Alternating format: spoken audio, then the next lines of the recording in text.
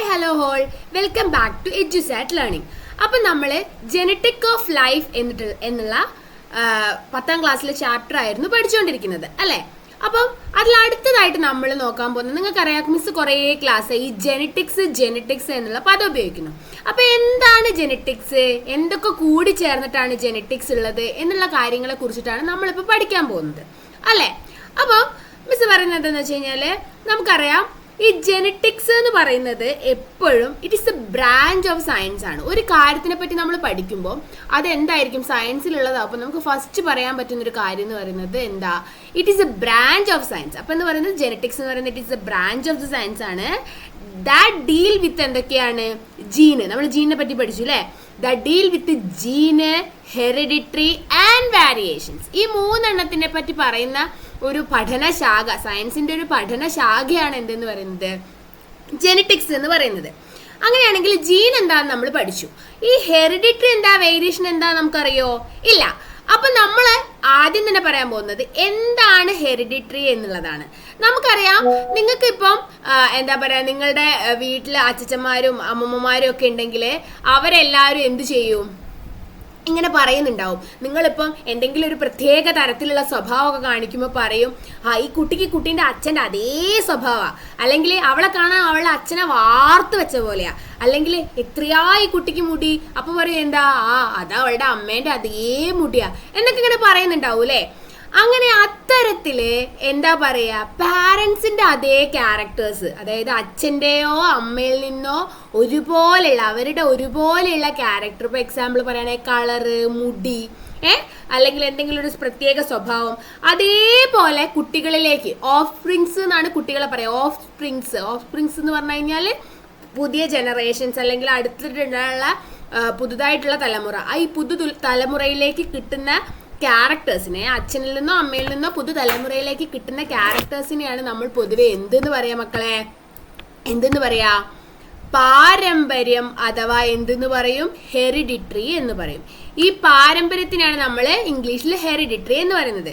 അതായത് hereditary refers to the transmission of characteristics from parents to their offsprings. Offsprings എന്ന് പറഞ്ഞാൽ പുതുതലമുറയിൽ വരുന്ന തലമുറയാണ് ഓഫ് സ്പ്രിങ്സ് എന്ന് പറയുന്നത്. അതിനെയാണ് നമ്മൾ എന്തെന്ന് പറയുന്നത്, ഹെറിഡിറ്ററി എന്ന് പറയുന്നത്. ഇനി ഹെറിഡിറ്ററി എന്താന്ന് മനസ്സിലായി. അപ്പൊ വേരിയേഷൻ എന്താണെന്ന് അറിയോ? വേരിയേഷൻ എന്ന് പറഞ്ഞാൽ വ്യതിയാനങ്ങൾ എന്നാണ് മലയാളത്തിൽ പറയാം. എന്താണ് വ്യതിയാനങ്ങൾ എന്നറിയോ? ഒന്നുമില്ല മക്കളെ, സിമ്പിൾ ആണ്. എന്താണ്? Variations are the characters expressed in offsprings that differ from their parents. എന്താണ്? അച്ഛനിൽ നിന്നും അമ്മയിൽ നിന്നും അല്ലാത്തൊരു ക്യാരക്ടർ കുട്ടിയിൽ വന്നാൽ അതിനെ നമ്മൾ എന്ത് പറയും? ഡിഫറെന്റ് ആയിട്ടുള്ള ഒരു ക്യാരക്ടർ കുട്ടിയിൽ വന്നാൽ അതിനെ നമ്മൾ എന്ത് പറയും? വ്യതിയാനം, അല്ലെങ്കിൽ എന്തെന്ന് പറയും അതിനെ? വേരിയേഷൻസ് എന്ന് പറയും. അപ്പൊ എന്താണ് ഹെറിഡിറ്ററി, എന്താണ് വേരിയേഷൻസ് എന്ന് മനസ്സിലായില്ലേ? ഈ gene inherited from the parents are responsible for the both hereditary and variations. ഹെറിഡിറ്ററിക്കും വേരിയേഷൻസിനും കാരണമാകുന്നത് ആരാണ്? The genes inherited from the parents. പാരന്റ്സിൽ നിന്ന് ഉണ്ടാവുന്ന ജീൻസ് ആണ് എന്തിന് കാരണമാവുന്നത്? ഈ പാരമ്പര്യത്തിനും അതേപോലെ വ്യതിയാനത്തിനും കാരണമാകുന്നത്. ഇക്കാര്യം ക്ലിയർ അല്ലേ? നമുക്ക് പറയാനുള്ളത് ഒരു സയന്റിസ്റ്റിനെ പറ്റിയാണ്. അദ്ദേഹത്തിന്റെ പേരാണ് എന്ത്? ഗ്രിഗർ ജൊഹാൻ മെൻഡൽ, അല്ലെങ്കിൽ ഗ്രിഗർ ജോൺ മെൻഡൽ എന്നെല്ലാം പറയും. ഇദ്ദേഹമാണ് എന്തെന്നറിയപ്പെടുന്നതെന്ന് അറിയോ? ദ ഫാദർ ഓഫ് ജെനറ്റിക്സ് എന്നറിയപ്പെടുന്നത്. ഗ്രിഗർ ജൊഹാൻ മെൻഡലിനെയാണ് നമ്മൾ ഫാദർ ഓഫ് ജെനറ്റിക്സ് എന്ന് പറയുന്നത്. ഇദ്ദേഹം എന്ത് ചെയ്തു എന്ന് വെച്ച് കഴിഞ്ഞാല്, ഇയാളുടെ ജെനറ്റിക് എക്സ്പീരിയൻസ്, അത് ജെനറ്റിക്സ് എന്ന് പറഞ്ഞൊരു ശാസ്ത്രശാഖ തുടങ്ങാൻ കാരണമായത് തന്നെ ആരാണ്? നമ്മുടെ ഗ്രിഗർ ജൊഹാൻ മെൻഡൽ ആണ്. ഇയാൾ എന്താ ചെയ്തതെന്ന് വെച്ച് കഴിഞ്ഞാൽ, പീ പ്ലാന്റ്സ് അറിയോ, നമ്മളുടെ പയറ് ചെടി. ഇദ്ദേഹം പയറ് ചെടിയിൽ ഒരു എക്സ്പെരിമെന്റ് നടത്തി. ആ പയറ് ചെടീൻ്റെ സയന്റിഫിക് പേരാണ് പൈസം സറ്റൈവം, അല്ലെങ്കിൽ പിസം സറ്റൈവം എന്നൊക്കെ പറയും. പൈസം എന്ന് വേണമെങ്കിലും പറയാം, നിങ്ങൾക്ക് പിസം സറ്റൈവം എന്നും പറയാം. അതായത് തോട്ടപ്പയർ എന്നാണ് അതിന്റെ പച്ച മലയാളത്തിൽ പറയുന്നത്. തോട്ടപ്പയർ, സാധാ പയറല്ല, തോട്ടപ്പയറിൽ ഇദ്ദേഹം ഒരു എക്സ്പെരിമെന്റ് നടത്തി.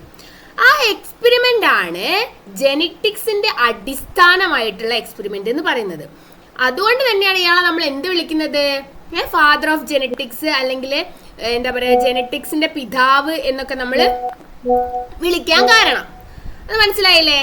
ഇയാൾ എന്ത് ചെയ്തു എന്ന് വെച്ച് കഴിഞ്ഞാൽ ഈ തോട്ടപ്പയറിൻ്റെ 2 തരം വെറൈറ്റി എടുത്തു. 2 തരം വെറൈറ്റി എന്ന് പറഞ്ഞു കഴിഞ്ഞാൽ ഒരു ടോളായിട്ടുള്ള തോട്ടപ്പയറും അതേപോലെ തന്നെ എന്ത് ചെയ്തു, ഒരു ഡാർക്ക് ആയിട്ടുള്ള തോട്ടപ്പയറും. 2 ക്യാരക്ടർ കാണിക്കുന്ന തോട്ടപ്പയർ, അതായത് ഒരു വലിയ തോട്ടപ്പയറും ഒരു ചെറിയ തോട്ടപ്പയറും, ടോളായിട്ടുള്ള തോട്ടപ്പയറും അതേപോലെ തന്നെ എന്ത് ചെയ്ത് ഡാർക്ക് ആയിട്ടുള്ള തോട്ടപ്പയറും. അങ്ങനെ 2 ക്യാരക്ടർ ഇവിടെ കണ്ടോ, 2 ക്യാരക്ടർ കാണിക്കുന്ന തോട്ടപ്പയർ എടുത്തു. എന്നിട്ട് എന്ത് ചെയ്തെന്ന് വെച്ച് കഴിഞ്ഞാൽ ഇതിനെ തമ്മാമിൽ പോളിനേറ്റ് ചെയ്തു. എന്ത് ചെയ്തു? തമ്മാമിൽ പരാഗണം നടത്തി. അങ്ങനെ പരാഗണം നടത്തിയ സമയത്ത് ഈ പരാഗണം നടത്തുമ്പോൾ എന്താന്ന് വെച്ച് കഴിഞ്ഞാൽ ടോളും ഡാർഫും ഉണ്ടല്ലോ, അതായത് ഉയരം കൂടിയവയും ഉണ്ട് ഉയരം കുറഞ്ഞവയും ഉണ്ട്. ഇതിൽ ഒന്നിനെ എന്ത് ചെയ്തു, ഫാദറായിട്ടും ഒന്നിനെ മദറായിട്ടും കൺസിഡർ ചെയ്തു. അതായത് 2 പാരൻസ് ആയിട്ട് കൺസിഡർ ചെയ്തിട്ട് ടോളിന് അച്ഛനായിട്ടും ഡോർഫിന് അമ്മയായിട്ടും, അല്ലെങ്കിൽ ടോളിന് അമ്മയായിട്ടും ഡോർഫിന് അച്ഛനായിട്ടും, അങ്ങനെ ഒന്നിനെ പാരന്റ് ആയിട്ട് ഒന്നിനെ മദറായിട്ടും ഒന്നിനെ ഫാദറായിട്ടും കൺസിഡർ ചെയ്തു. അങ്ങനെ കൺസിഡർ ചെയ്ത ശേഷം എന്ത് ചെയ്തു എന്ന് വെച്ച് കഴിഞ്ഞാൽ ഇവരെ പോളിനേഷൻ നടത്തി, അതായത് പരാഗണം നടത്തി. അങ്ങനെ പരാഗണം ചെയ്യിച്ച സമയത്ത് എന്ത് കിട്ടി? പരാഗണം ചെയ്ത സമയത്ത് ഇവർക്ക് ഫസ്റ്റ് ജനറേഷനെ കിട്ടി. ആരെ കിട്ടി? ഫസ്റ്റ് ജനറേഷനെ കിട്ടി. അതായത് ഒരാളെ, അതായത് ടോളിനെയോ ഡോർഫിനെയോ ആരെങ്കിലും ഒരാളെ അമ്മയായിട്ടും ഒരാളെ അച്ഛനായിട്ടും കൺസിഡർ ചെയ്തു. അങ്ങനെ കൺസിഡർ ചെയ്ത സമയത്ത് ഇവർക്ക് എന്ത് കിട്ടി മക്കളെ? ഇവർക്ക് എന്ത് കിട്ടി? ഇവർക്ക് ഒരു കുട്ടീനെ കിട്ടുമല്ലോ. ആ കുട്ടി എന്ന് പറയുന്നത് എന്തായിരുന്നു? ടോളായിരുന്നു. എന്തായിരുന്നു? ടോളായിരുന്നു. ആ കിട്ടിയ ടോൾ പ്ലാന്റിനെ നമ്മൾ ഫസ്റ്റ് ജനറേഷൻ എന്ന് വിളിച്ചു. എന്ത് വിളിച്ചു? First generation. ഇവിടെ നിങ്ങൾ കാണുന്നില്ലതാ, ഇവിടെ കാണുന്നില്ലേ? ആ കിട്ടിയ ടോൾ പ്ലാന്റ് നമ്മൾ എന്ത് വിളിച്ചു? ഫസ്റ്റ് ജനറേഷൻ എന്ന് വിളിച്ചു. അതിന് നമ്മൾ F1 എന്നുള്ളതിനെ കൊണ്ടാണ് നമ്മൾ എന്ത് ചെയ്യുക? റെപ്രസെന്റ് ചെയ്യുക. അങ്ങനെ ഫസ്റ്റ് ജനറേഷൻ കിട്ടിയ സമയത്ത് മൂപ്പർ എന്ത് ചെയ്തു? മൂപ്പർക്ക് മനസ്സിലായില്ല. ഏകദേശം മൂപ്പർ ഒരു 1064ഓളം പ്ലാന്റ്സിലാണ് ഈ ഒരു പരീക്ഷണം നടത്തിയത്. വെറും നമ്മൾ കേവലം എപ്പോഴും ഒരു എക്സ്പെരിമെന്റ് നടത്തുമ്പോൾ 1ലോ 2ലോ നടത്തിയാൽ കിട്ടുന്ന റിസൾട്ട് നമുക്ക് എന്താണ് പക്കയാണെന്ന് പറയാൻ പറ്റില്ല. അതിൽ ചിലപ്പോൾ എന്തെങ്കിലുമൊക്കെ വ്യത്യാസമുണ്ട്. അപ്പോൾ അയാൾ ഏകദേശം ഇത് ഉറപ്പിക്കാൻ വേണ്ടിയിട്ട് 1064 പ്ലാന്റ്സിൽ ഈ പരീക്ഷണം നടത്തി. അങ്ങനെ ഒരു ടോളിനെ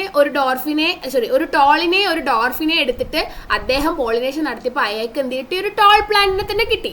ഒരു ടോൾ പ്ലാന്റിനെ കിട്ടി.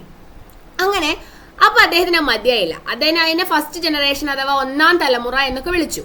അപ്പോൾ പിന്നെ അയാൾ വിചാരിച്ചു ഇത് പോരാ, ഒന്നും കൂടി ഇതിങ്ങനെ ഉറപ്പ് വരുത്തണമല്ലോ. അതിന് വേണ്ടിയിട്ട് ഇദ്ദേഹം എന്ത് ചെയ്തെന്ന് വെച്ച് കഴിഞ്ഞാൽ ഈ F1 ജനറേഷൻ അല്ലെങ്കിൽ ഫസ്റ്റ് ജനറേഷൻ എന്നൊക്കെ നമ്മൾ പറയാൻ കാരണം, അല്ലെങ്കിൽ F1 എന്നൊക്കെ ഡിനോട്ട് ചെയ്യാൻ കാരണം എന്താണെന്ന് വെച്ച് കഴിഞ്ഞാൽ F എന്ന് പറയുന്നത് ഫീലിയൽ എന്ന് പറയുന്നത്, ഫീലിയൽ ജനറേഷൻ, അതാണ് F1 ജനറേഷൻ ഉദ്ദേശിക്കുന്നത്. ഫീലിയൽ എന്ന് പറഞ്ഞാൽ son or daughter, son or ഡോട്ടറിനെയാണ് നമ്മൾ ഫീലിയൽ എന്ന് പറയുക. അപ്പോൾ ഫീലിയൽ ജനറേഷനെയാണ് ഈ F1 F2 എന്നൊക്കെ പറഞ്ഞ്, അതായത് 1ാമത്തെ തലമുറ ഫീലിയൽ, സൺ ഓർ ഡോട്ടർ എന്നാണ് അതിൻ്റെ എന്ത് വരുന്നത്? മീനിങ് വരുന്നത്. അതിൽ ഫീലിയസ് എന്ന് പറയുകയാണെങ്കിൽ ആണും ഫീലിയ എന്ന് പറയുകയാണെങ്കിൽ പെണ്ണുമാണ്. അതാണ് ഈ F1ന്റെ Fന്റെ ഡിനോട്ടേഷൻ വരുന്നത്. അങ്ങനെ ഇദ്ദേഹം എന്ത് ചെയ്തെന്ന് വെച്ച് കഴിഞ്ഞാൽ എല്ലാ പ്ലാന്റ്സും അപ്പോൾ ഫസ്റ്റ് ജനറേഷനിൽ എന്ത് കിട്ടി? അദ്ദേഹത്തിന് ടോൾ ആയിട്ടാണ് കിട്ടി. എല്ലാ പ്ലാന്റ്സിനെയും ടോൾ ആയിട്ടാണ് കിട്ടിയത്. അതായത് ഡോർഫും ടോളും തമ്മിൽ ക്രോസ് ചെയ്ത സമയത്ത് എല്ലാ പ്ലാന്റ്സും ടോൾ ആയിട്ട് കിട്ടി. അപ്പോൾ അദ്ദേഹത്തിന് മതിയായില്ല. അദ്ദേഹത്തിന് പിന്നെ ക്യൂരിയോസിറ്റി.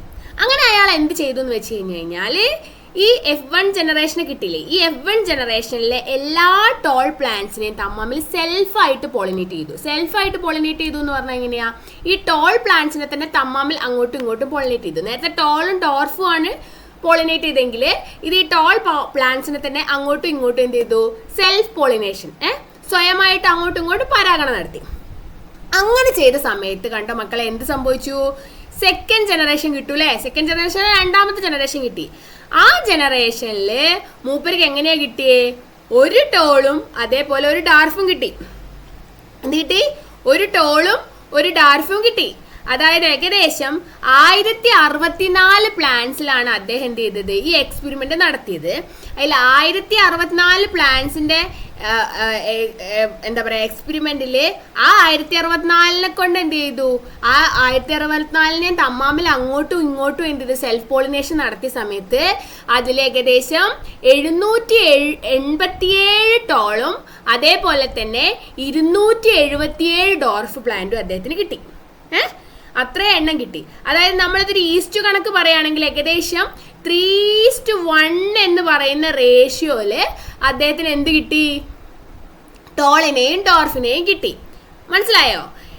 ഇതിനെ ഇത്തരത്തില് ഒരേ സെയിം പ്ലാന്റിൽ ഇതിപ്പോൾ ഇവിടെ ഉണ്ടായിരുന്ന ഫസ്റ്റ് ജനറേഷനിലെ ടോൾ പ്ലാന്റ്സിനെ കൊണ്ട് തന്നെയാണ് എന്ത് ചെയ്ത് അങ്ങോട്ടും ഇങ്ങോട്ടും പോളിനേഷൻ നടത്തിയത് അല്ലേ? ഒരേ തരത്തിലുള്ള ഹൈബ്രിഡിനെ കൊണ്ട് തന്നെയാണ് അങ്ങോട്ടും ഇങ്ങോട്ടും പോളിനേഷൻ നടത്തിയത്.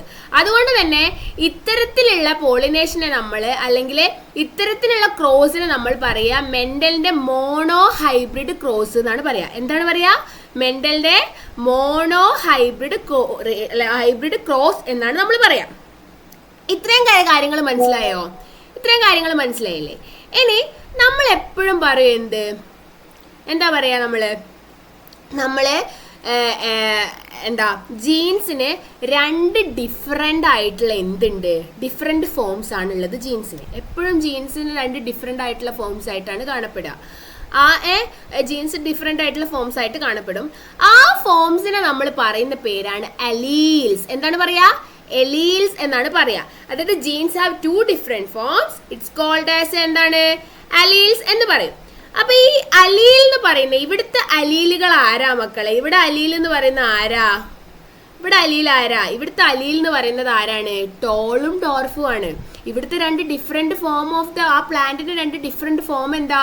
ഒന്ന് tall. In the case of monohybrid cross ആണെങ്കിൽ ഇവിടെ ടോളും ഡോർഫും ആണ് മോണോ ഹൈബ്രിഡ് ക്രോസിൽ എടുക്കുന്നതെങ്കിൽ ഈ കേസിൽ ആരാ അലീൽസ് എന്ന് പറയുന്നത്? ടോൾ എന്ന് പറയുന്ന ക്യാരക്ടറും ഡോർഫു എന്ന് പറയുന്ന ക്യാരക്ടറുമാണ്. ടോൾ എന്ന് പറയുന്നത് ജീനിന്റെ ഒരു ഫോമുമാണ്, ഡോർഫു എന്ന് പറയുന്നത് ജീനിന്റെ മറ്റൊരു ഫോമുമാണ്. അപ്പൊ ഈ 2 ഡിഫറെന്റ് ഫോംസ് ആണ് ഇവിടുത്തെ എന്തെന്ന് പറയുന്നത്? അലീൽ എന്ന് പറയുന്നത്. ഇനി നമ്മൾ എപ്പോഴും ഈ അലീൽസിനെ എപ്പോഴും എങ്ങനെയാ നോട്ട് ചെയ്യാന്ന് വെച്ച് കഴിഞ്ഞാൽ ലെറ്റേഴ്സ് യൂസ് ചെയ്തിട്ടാണ് നമ്മൾ ഈ അലീൽസിനെ നോട്ട് ചെയ്യുക. എന്ത് യൂസ് ചെയ്തിട്ടാണ് നമ്മൾ അലീൽസിനെ നോട്ട് ചെയ്യുന്നത്? നമ്മൾ ലെറ്റേഴ്സ് യൂസ് ചെയ്തിട്ടാണ് അലീൽസിനെ എപ്പോഴും എന്ത് ചെയ്യുക? നോട്ട് ചെയ്യുക. അതായത് ഇവിടെ ടോള് എന്ന് പറയുന്നതില്ലേ, നമ്മൾ ടോൾ എന്ന് പറയുന്നത് ടി എന്നുള്ള ലെറ്ററിനെ കൊണ്ടും ഡോർഫ് എന്ന് പറയുന്നത് ഏകദേശം നമ്മൾ ഒരേ ലെറ്ററിനെ കൊണ്ട് വ്യത്യസ്തമായിട്ടുള്ള ഫോമാണെന്ന് കാണിക്കാൻ വേണ്ടി ഒരേ ലെറ്റേഴ്സിന്റെ തന്നെ 2 ഫോംസ് യൂസ് ചെയ്യും. അതായത് ക്യാപിറ്റൽ ടിയും സ്മോൾ ടിയും. അപ്പം ടോളിനെ ക്യാപിറ്റൽ ടീനെ കൊണ്ട് സൂചിപ്പിച്ചാൽ സ്മോൾ ടീനെ നമ്മൾ എന്ത് ചെയ്യും? ഡോർഫിനെ നമ്മൾ എന്ത് ചെയ്യും? സ്മോൾ ടീനെ കൊണ്ടാണ് എന്ത് ചെയ്യുക? സൂചിപ്പിക്കുക. അത് മനസ്സിലായോ? അങ്ങനെയാണ് സൂചിപ്പിക്കുക. അപ്പോൾ നമ്മളിപ്പോൾ ഇത്രയും പറഞ്ഞ കാര്യം ഒരു ക്രോസ് രൂപത്തിൽ മിസ് വരച്ചാൽ എങ്ങനെ ഇരിക്കും എന്ന് കാണിച്ചു തരാം. നോക്കിക്കൊള്ളിട്ടോ. അതായത് ആദ്യം നമ്മളെ മെന്റൽ എന്ത് ചെയ്തു മക്കളെ? ആദ്യം നമ്മളെ മെന്റല് ഒരു ടോൾ പ്ലാന്റും അതേപോലെ തന്നെ എന്ത് ചെയ്തു? ഒരു ഡോർഫ് പ്ലാന്റും എടുത്തു അല്ലേ? അപ്പോൾ ഈ ടോൾ പ്ലാന്റിനെ നമ്മൾ ടി എന്നും ഡോർഫ് പ്ലാന്റിനെ നമ്മൾ ടി അതായത് ഡിഫറെന്റ് ഫോംസ് ആയിട്ടാണ് കാണപ്പെടുക ഉണ്ടാവുക അല്ലേ? അപ്പോൾ ടി എന്നതിൽ ടോൾ പ്ലാന്റിനെ ടി എന്നും ഡോർഫ് പ്ലാന്റിനെ സ്മോൾ ടിനെ കൊണ്ടും നമ്മൾ റെപ്രസെന്റ് ചെയ്തു. അപ്പൊ ഇത് രണ്ടും ഒരേപോലെ ആയതുകൊണ്ട് തന്നെ ഇതിന്റെ ഗാമേറ്റ്സിനെ നമ്മൾ എടുത്തെഴുതുമ്പോൾ ടി എഴുതിയിട്ട് എന്താ? ഇത് ക്യാപിറ്റൽ ടി ആണ്. ടി എഴുതിയിട്ട് ഒരു വട്ടിടണം. ഗാമേറ്റ്സിന് എഴുതുമ്പോൾ എപ്പോഴും അങ്ങനെയാണ്. അതേപോലെ ഇവിടെ ആണെങ്കിൽ ഏതായിരിക്കും ഗാമേറ്റ്? Small T വട്ടിടാം. ഇതിനെ അങ്ങോട്ടും ഇങ്ങോട്ടും ക്രോസ് ചെയ്തപ്പോൾ നമുക്ക് എന്താ കിട്ടിയത്? ടി ആണ് കിട്ടിയത്. ടി നമ്മൾ എപ്പോഴും ജെനറ്റിക്സിൽ ക്രോസ് ചെയ്ത് കഴിഞ്ഞു കഴിഞ്ഞാൽ ക്യാപിറ്റൽ ലെറ്ററിനാണ് ഫസ്റ്റ് പൊസിഷൻ കൊടുക്കുക. അങ്ങനെയാണ് നമ്മളിത് തിരിച്ചറിയുക. അങ്ങനെയാണ് മെന്റൽ അത് ചെയ്തിട്ടുള്ളത്. അപ്പം ടി ക്രോസ് ചെയ്യുമ്പോൾ ആര് വന്നു? ക്യാപിറ്റൽ ടി വന്നു. അപ്പൊ ടി കിട്ടി. അപ്പൊ ഈ ഫസ്റ്റ് ജനറേഷൻ എന്ന് പറയുന്നത് ആരാ? ഇതിലെ ഫസ്റ്റ് ജനറേഷൻ എന്ന് പറയുന്നത് ആരാ? ടോൾ ആണ് അല്ലേ? ടോള് കിട്ടി. ഇനി ഈ ടോളിനെ തന്നെ നമ്മൾ എന്ത് ചെയ്തു? സെൽഫ് പോളിനേഷൻ നടത്തി. അതായത് ഈ ടി എന്ന് പറയുന്ന സാധനത്തിനെ തന്നെ ടി ക്രോസ് ചെയ്ത് അപ്പൊ എന്താ കിട്ടിയേ? ഇവിടെ രണ്ടും വേറെ വേറെ അല്ലേ? സെയിം അല്ലല്ലോ. അപ്പൊ നമ്മളെ ഗാമേറ്റ്സ് ഇവിടെ 2 എണ്ണം ഉണ്ട്. ഏതൊക്കെ ഉണ്ടാവും? ടിയും ഇവിടെ ഉണ്ടാവും. അതിനെ ക്രോസ് ചെയ്ത് അതേപോലെ തന്നെ ടിയും ഇവിടെ ഉണ്ടാവും. അപ്പൊ ഇതിനെ തമ്മിൽ അങ്ങോട്ടും ഇങ്ങോട്ടും എന്ത് ചെയ്യും? നമ്മള് ക്രോസ്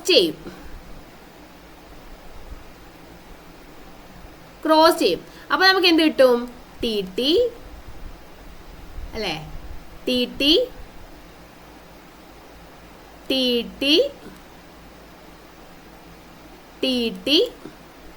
ടി ടി ഇങ്ങനെ കിട്ടി. അതായത് 3 ടോളല്ലേ കിട്ടിയേ. കണ്ടോ, ക്യാപിറ്റൽ ടി ഫസ്റ്റ് ഉള്ളതൊക്കെ അല്ലേ.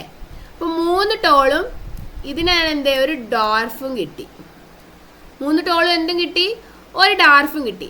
അതിനെയാണ് നമ്മൾ എന്തെന്ന് വിളിച്ചത്, F2 ജനറേഷൻ എന്ന് വിളിച്ചത് അല്ലേ. ഫീലിയൽ സെക്കൻഡ് ജനറേഷൻ, അതിനെയാണ് F2 ജനറേഷൻ എന്ന് വിളിച്ചത്. ആ F2 ജനറേഷനിൽ നമുക്ക് എന്താ കിട്ടിയത്, 3:1 എന്നുള്ള കണക്കിൽ 3:1 എന്നുള്ള കണക്കിൽ എന്ത് കിട്ടി, 3 ടോളും അതേപോലെ തന്നെ ഒരു ഡാർഫും കിട്ടി. അതാണ് എന്ത് മെൻഡൽ ഫസ്റ്റ് ചെയ്തിട്ടുള്ള പൈസം സട്ടൈവത്തിൽ ഫസ്റ്റ് ചെയ്തിട്ടുള്ള എക്സ്പെരിമെന്റ് എന്ന് പറയുന്നത്. മനസ്സിലായോ? ഇത്രയും കാര്യം മനസ്സിലായോ? മനസ്സിലായില്ലേ? ഇനി നമ്മൾ ഈ F1 ജനറേഷൻ F2 ജനറേഷൻ എന്നൊക്കെ പറയുമ്പം അതിലൊരു ഫീനോട്ടിപ്പിക് ക്യാരക്ടർ, ജീനോട്ടിപ്പിക് ക്യാരക്ടർ എന്നൊക്കെ പറയും. ഫീനോട്ടിപ്പിക് ക്യാരക്ടർ, ജീനോട്ടിപ്പിക് ക്യാരക്ടർ എന്നൊക്കെ പറയും. ഈ ഫീനോട്ടിപ്പിക് ക്യാരക്ടർ എന്ന് പറഞ്ഞാൽ എന്താണെന്ന് അറിയാം മക്കളെ? ഫീനോട്ടിപ്പിക് ക്യാരക്ടർ എന്ന് പറഞ്ഞു കഴിഞ്ഞാൽ പുറത്ത് പ്രകടമായിട്ടുള്ള ഗുണത്തിന്, അതല്ല നമുക്ക് ഒറ്റ നോട്ടത്തിൽ കാണാൻ പറ്റുന്ന കാര്യങ്ങൾ, ഒബ്സർവബിൾ ആയിട്ടുള്ള ഫിസിക്കൽ ക്യാരക്ടേഴ്സിനെയാണ് നമ്മൾ എന്തെന്ന് പറയുന്നത്, ഫീനോടൈപ്പിക് ക്യാരക്ടർ അല്ലെ ഫീനോടൈപ്പ് എന്നൊക്കെ പറയുന്നത്. ഇനി ജീനോടൈപ്പ് എന്ന് പറഞ്ഞാൽ എന്താ, ജനറ്റിക് മേക്കിങ്ങിൽ ഉണ്ടാവുന്ന എന്താ പറയാ, ഇതാണ് എന്തെന്ന് പറയുന്നത്. അതായത് ജനറ്റിക് മേക്കപ്പ്, അതിനെ represented by allele pair like എന്താ പറയാ, ടി ടി ഇങ്ങനെ ടി ടി ടി അങ്ങനെയൊക്കെ റെപ്രസെന്റ് ചെയ്യുന്നില്ലേ. അതായത് ഇവിടെ നോക്കിക്കോളേ, ഇതാ നോക്കിക്കോ, T T T T T എന്നൊക്കെ പറഞ്ഞ് റെപ്രസെന്റ് ചെയ്യില്ലേ. അതാ ഇങ്ങനെ ഇവിടെ പോയി ദാ ഇങ്ങനെ റെപ്രസെന്റ് ചെയ്തില്ലേ. അതിനെയാണ് നമ്മൾ എന്ത് ജീനോടിപ്പിക് ക്യാരക്ടർ എന്ന് പറയാ. എന്താണ് പറയാ, ജീനോടിപ്പിക് ക്യാരക്ടർ എന്നാണ് നമ്മൾ അതിനെ പൊതുവായിട്ട് പറയുന്നത്. ഇത്രയും കാര്യം നിങ്ങൾക്ക് മനസ്സിലായോ? മനസ്സിലായില്ലേ? അപ്പം ഇനി നമുക്ക് പറയാൻ പോകുന്നത് മെൻഡലിന്റെ ഈ പരീക്ഷണങ്ങളുടെ ഒക്കെ അടിസ്ഥാനത്തിൽ മെൻഡൽ എന്ത് ചെയ്തു എന്ന് വെച്ച് കഴിഞ്ഞാല് കുറേ ലോകൾ ഇറക്കി. അതായത് law of dominance, law of inheritance എന്നൊക്കെ പറഞ്ഞ് ഒരുപാട് ലോ എന്ത് ചെയ്തു മെൻഡൽ ഇറക്കി. അതായത് ഒരു സാധനം കണ്ടുപിടിച്ചപ്പോണ്ടല്ലോ, അതിൽ പറയുന്ന ഫസ്റ്റ് കാര്യമാണ് ലോ ഓഫ് ഡോമിനൻസ് എന്ന് പറയുന്നത്. അതായത് നമ്മൾ പറഞ്ഞു എന്താ പറയാ, 2 വ്യത്യസ്ത അലിൽ വന്നാല് ഒന്നെന്ത് ചെയ്യും, മറ്റതിനെ അടിച്ചമർത്തും. അതുകൊണ്ടാണ് എന്ത് നമുക്കറിയാം, ഇപ്പം ടോൾ എന്ന് പറയുന്ന ഒരു ക്യാരക്ടറും ഇത് ഡോർഫാന്ന് വരിക, ഡോർഫ് എന്ന് പറയുന്ന ഒരു ക്യാരക്ടറും ഉണ്ട്. അതിൽ ഈ ടോളും ഡോർഫും തമ്മിൽ ക്രോസ് ആയാൽ എന്ത് സംഭവിക്കും, നമുക്ക് കിട്ടുന്നത് ആരെയാ കിട്ടുന്നത്, നമുക്ക് ടോളിനെ തന്നെയാണ് കിട്ടുന്നത്, പ്ലാന്റിനെ. അങ്ങനെ വരാനുള്ള കാരണം എന്താണെന്നറിയോ? അങ്ങനെ വരാനുള്ള കാരണമാണ് ഈ ലോ ഓഫ് ഡൊമിനൻസിൽ ആര് പറയുന്നത്, നമ്മളുടെ മെൻഡൽ പറയുന്നത്. അതായത് 2 അലീലുകൾ ഒരുമിച്ച് വന്നു കഴിഞ്ഞു കഴിഞ്ഞാൽ എന്ത് ചെയ്യും, ഒന്ന് മറ്റൊന്നിനെ അടിച്ചമർത്തിക്കാണും, ഒന്ന് മറ്റൊന്നിനെ അമർത്തും. അങ്ങനെ അടിച്ചമർത്തി കഴിഞ്ഞു കഴിഞ്ഞാൽ ഒന്നെന്താവും, ഡൊമിനന്റ് ആവും, ഒന്നെന്താവും, റിസസീവ് ആവും. ഒന്ന് മറ്റൊന്നിനെ അടിച്ചമർത്തുമ്പോൾ ഒന്ന് ഡൊമിനന്റ് ഒന്ന് റിസസീവ് ആവില്ലേ. അങ്ങനെ അവിടെ 2 ക്യാരക്ടർ കിട്ടും. അതായത് ഒന്ന് ഡോമിനേറ്റും ചെയ്യും, ഒന്ന് എന്ത് ചെയ്യും, ഡോമിനേറ്റ് അല്ലാതെ ആവുകയും ചെയ്യും. അപ്പൊ ഈ ഡോമിനേറ്റ് ചെയ്യുന്ന ആൾക്കാരെ അഥവാ ഡോമിനേറ്റ് ചെയ്യുന്ന അലീൽസിനെ നമ്മൾ ഡോമിനേറ്റ് അലീൽ എന്നും അല്ലെങ്കിൽ പ്രകട ഗുണം എന്ന് പറയും. അതായത് 2 ആൾക്കാരും അലീലുകൾ ഒരുമിച്ച് വന്നാൽ 2 ഗുണങ്ങൾ ഒരുമിച്ച് വന്നു കഴിഞ്ഞു കഴിഞ്ഞാൽ അതിൽ ഒരു ഗുണം മറ്റേ ഗുണത്തിന് എന്ത് ചെയ്യും, അടിച്ചമർത്തിയിട്ട് ഒരു ഗുണം ഡോമിനേറ്റ് ചെയ്തിട്ട് അല്ലെങ്കിൽ പ്രകടിപ്പിക്കുകയും മറ്റേ ഗുണം എന്ത് ചെയ്യും, പ്രകടമല്ലാതാവുകയും ചെയ്യും. അങ്ങനെ പ്രകടിപ്പിക്കുന്ന ഗുണത്തിനെ നമ്മൾ പ്രകട ഗുണം അഥവാ ഡോമിനന്റ് അലീൽ എന്നും പ്രകടമാകാത്ത ഗുണത്തിനെ നമ്മൾ റിസസീവ് അലീൽ എന്നും പറയും, അഥവാ ഗുപ്ത ഗുണം എന്ന് പറയും. എന്താണ് ഗുപ്ത ഗുണം എന്ന് പറയും, റിസസീവ് അലീൽ അല്ലെങ്കിൽ ഗുപ്ത ഗുണം. അതാണ് ഈ പ്രകട ഗുണവും ഗുപ്ത ഗുണം. അതാണ് മെൻഡൽ എന്തിൽ പറയുന്നത്, നമ്മുടെ ലോ ഓഫ് ഡൊമിനൻസിൽ ആര് പറയുന്നത്, നമ്മുടെ മെൻഡൽ പറയുന്നത്. മനസ്സിലായോ? അതാണ് മെൻഡലിന്റെ ലോ ഓഫ് ഡോമിനൻസ് എന്ന് പറയുന്നത്. ഇനി അടുത്തതായിട്ട് പറയുകയാണെങ്കിൽ എന്താ പിന്നെ പറയാനുള്ളത് എന്തെന്ന് വെച്ച് കഴിഞ്ഞാൽ നമ്മളുടെ F2 ജനറേഷനിലെ ഫീനോട്ടിപ്പിക്കും ജീനോട്ടിപ്പിക്കും റേഷ്യോയും പറഞ്ഞു. ഫീനോട്ടിപ്പിക് റേഷ്യോ എന്ന് പറയുന്നത് എന്താണ്, ഫിസിക്കലായിട്ട് നമ്മൾ പെട്ടെന്ന് ഒബ്സർവബിൾ ആയിട്ടുള്ള നമുക്ക് ക്യാരക്ടേഴ്സിനെയാണ് നമ്മൾ എപ്പോഴും എന്തെന്ന് പറയുന്നത് ഫീനോട്ടിപ്പിക് റേഷ്യോയിൽ പറയുന്നത്. അപ്പം അതുകൊണ്ടാണ് ഫീനോട്ടിപ്പിക് റേഷ്യോ 3:1 ആണല്ലേ. നമുക്ക് കാഴ്ചയിൽ നമുക്ക് എത്രയാ 3 ടോൾ 1 ഡോർഫും ആണ് കിട്ടുന്നത്. അതുകൊണ്ട് ഫീനോട്ടിപ്പിക് റേഷ്യോ നമ്മൾ എന്തെന്ന് പറഞ്ഞു 3:1 എന്ന് പറഞ്ഞു. ഇനി അതേപോലെ തന്നെ ജീനോട്ടിപ്പിക് റേഷ്യോ ആണെങ്കിലും എന്താണ് ഫസ്റ്റ് ജനറേഷനിൽ 3:1 തന്നെയാണ്. കാരണം എന്താ ടി അതായത് ആദ്യം ക്യാപിറ്റൽ ടി വരുന്ന 3 എണ്ണവും പിന്നെ 2 സ്മോൾ ടിയും ആണ് വരുന്നത്. അപ്പൊ എന്താണ് 3 ടോളും 1 ഡോർഫും ആണ് കിട്ടിയത്. അതുകൊണ്ട് അതും നമുക്ക് എന്തെന്ന് പറയാം 3:1 എന്നുള്ള റേഷ്യോയിലാണെന്ന് നമുക്ക് പറയാൻ പറ്റും. ഇനി അടുത്ത പറയുകയാണെങ്കിൽ എപ്പോഴും എക്സാമിനൊക്കെ ഇമ്പോർട്ടൻ്റ് ആയിട്ട് വരുന്ന കാര്യങ്ങളാണ് മക്കളെ മെൻഡലിന്റെ പോസ്റ്റുലേറ്റ്സ് എന്ന് പറയുന്നത്. ഇവിടെ കണ്ടോ, ഇത് നിങ്ങൾ ടെക്സ്റ്റിൽ കണ്ടതാണ്. പാരന്റൽ പ്ലാന്റ്സ് ആയിട്ട് ഒരു ടോളിനെ ഒരു ഡോർഫിനെ എടുത്തു. അപ്പം ഗാമേറ്റ്സ് എന്ന് പറയുമ്പോൾ ടോളിന്റെ ഗാമേറ്റ് എന്ന് പറയുന്നത് ക്യാപിറ്റൽ ടി. ഈ ക്യാപിറ്റൽ ടിയിലാണെങ്കിൽ ക്യാപിറ്റൽ ടിയും എപ്പോഴും നിങ്ങൾ ആലോചിക്കുക, ഗാമേറ്റ് എഴുതുന്ന സമയത്ത് നമ്മൾ ഇപ്പൊ ഇങ്ങനെയാണ് എഴുതുന്നതെങ്കിൽ നമ്മൾ എന്താ എഴുതണം, എഴുതിയിട്ട് അതിന് വട്ട ഇട്ടാൽ മാത്രമേ അത് ഗാമേറ്റ്സ് ആവുള്ളൂ. വെറും ഒരു ടി എഴുതി വെച്ചാൽ അതിന് ഗാമേറ്റ്സ് എന്ന് എഴുതി വെച്ചാൽ ഗാമേറ്റ് ആവില്ല. നമ്മൾ ടി എഴുതിയിട്ട് വട്ട ഇട്ടാൽ മാത്രമേ അതിന് എന്താണ് ഗാമേറ്റ് ആയിട്ട് ജെനറ്റിക്സിൽ സൂചിപ്പിക്കുള്ളൂ. അപ്പം സ്മോൾ ടി എന്നാണെങ്കിൽ ഒരു ഗാമേറ്റ്, അത് രണ്ടും കൂടി ചേർന്ന് എന്താ പറയുക ക്യാപിറ്റൽ ടി സ്മോൾ ടി ഉണ്ടാവുന്നു. അതായത് ടോൾ ആയിട്ടുള്ള പ്ലാന്റ് ഉണ്ടാവുന്നു. അതിനെ വീണ്ടും സെൽഫ് പോളിനേഷൻ നടത്തി ഫസ്റ്റ് ജനറേഷൻ കിട്ടും. എന്ത് കിട്ടും മക്കളെ? എന്താ മിസ് നേരത്തെ പറഞ്ഞു തന്നത്? സെൽഫ് പോളിനേഷൻ നടത്തുമ്പോൾ ടിയും തമ്മിൽ സെൽഫ് പോളിനേഷൻ നടത്തി എന്ത് കിട്ടി?